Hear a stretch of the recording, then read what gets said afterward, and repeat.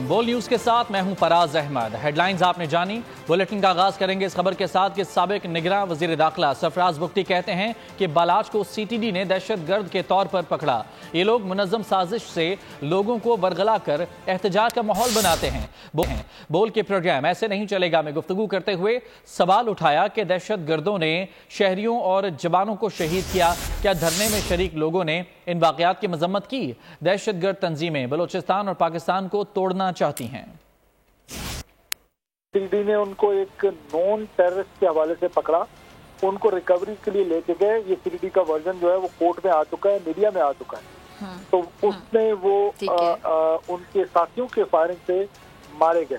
پاکستان کے مقابلے میں ایک منظم قسم کی سازش کے ذریعے معصوم لوگوں کو ورغلا کر ان کو پروٹیسٹ کے نام پر، اور پھر یہ کوشش کی جاتی ہے کہ جہاں جہاں پروٹیسٹ ہو وہاں مڈ ہو، کہ وہ وائلنس جو ملیٹنٹس کر رہے ہیں وہ وائلنس کو سپریٹسٹ کر رہے ہیں، جس میں ہزاروں لوگوں کا قتل ہے، ماس مائگریشن ہے پنجابیز کا from Quetta to different parts of Pakistan, اس کو ہائی لائٹ نہیں کیا جاتا۔ کیا اس کی مذمت ہمارے دھرنا میں شریک لوگوں نے یا اس مارچ میں شریک لوگوں نے کیا؟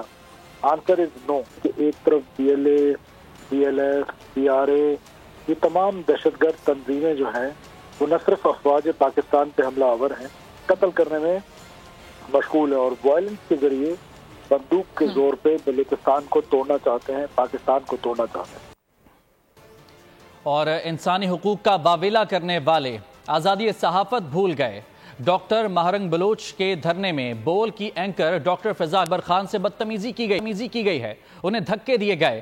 ڈاکٹر مہرنگ نے سوالات کے جوابات بھی نہ دیے۔ انٹرویو کے دوران کیا واقعہ پیش آیا، مزید جانتے ہیں۔ اینکر پرسن ڈاکٹر فضا اکبر خان اس وقت ہمارے ساتھ موجود ہیں۔ بہت شکریہ فضا صاحبہ۔ پہلے تو ہم مذمت کرتے ہیں جو واقعہ آپ کے ساتھ پیش آیا، ذرا بتائیے گا یہ معاملہ ہوا کیا، اور کیا تمام تر معاملہ تھا جب آپ کے ساتھ باقاعدہ طور پر بدتمیزی کی گئی، آپ کا مائک چھیننے کی کوشش کی گئی؟ جی بہت شکریہ۔ ہم جب گئے وہاں پر، میں اور میری اسلام آباد سے جو پوری ٹیم تھی، تو ہم نے جا کے سمپل کوسچنز پوچھے۔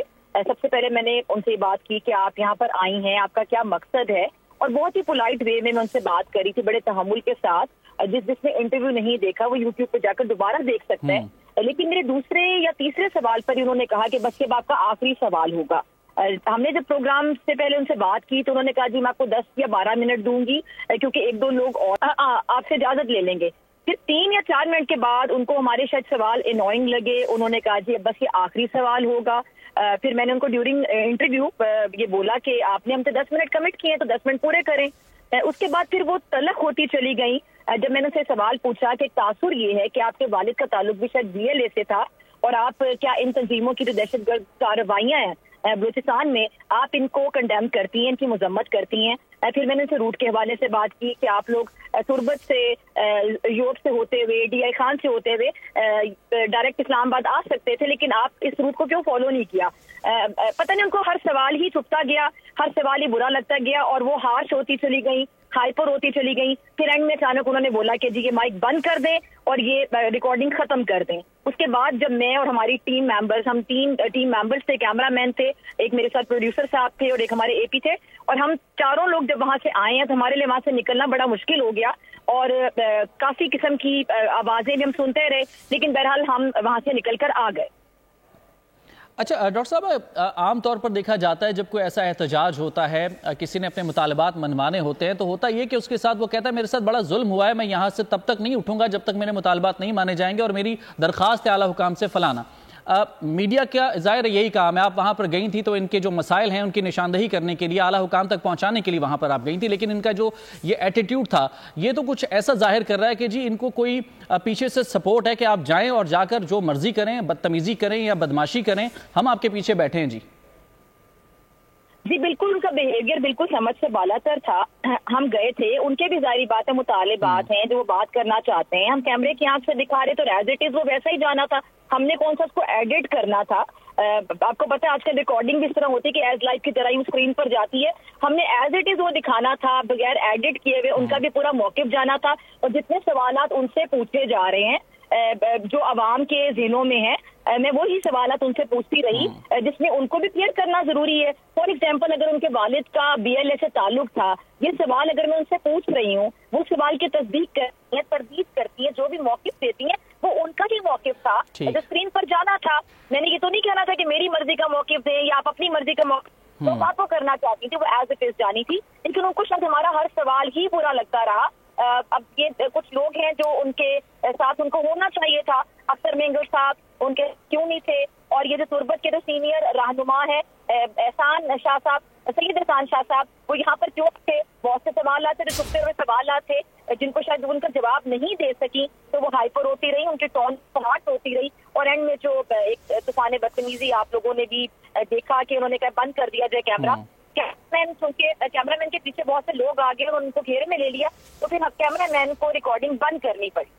رائٹ. اچھا ڈاکٹر صاحب, آپ ظاہر ہے یہ تمام تر معاملہ آپ ایکسپیرینس کر کے آئی ہیں, تو اپیرنٹلی آپ نے کیا فیل کیا کہ جو بات کر کے وہ وہاں پر بیٹھے ہیں, جن مطالبات کے حق میں وہ وہاں پر بیٹھے ہیں, جو احتجاج کیا جا رہا ہے, اصل معاملہ یہی ہے یا پھر اس کے پس پردہ کچھ اور معاملہ ہے جس کو چھپایا جا رہا ہے؟ اصل ایجنڈا یہ نہیں ہے جو کہ بتایا جا رہا ہے, یہ جو ایٹیٹیوڈ ہے یہ اس طرح کا نہیں ہونا چاہیے تھا. ورنہ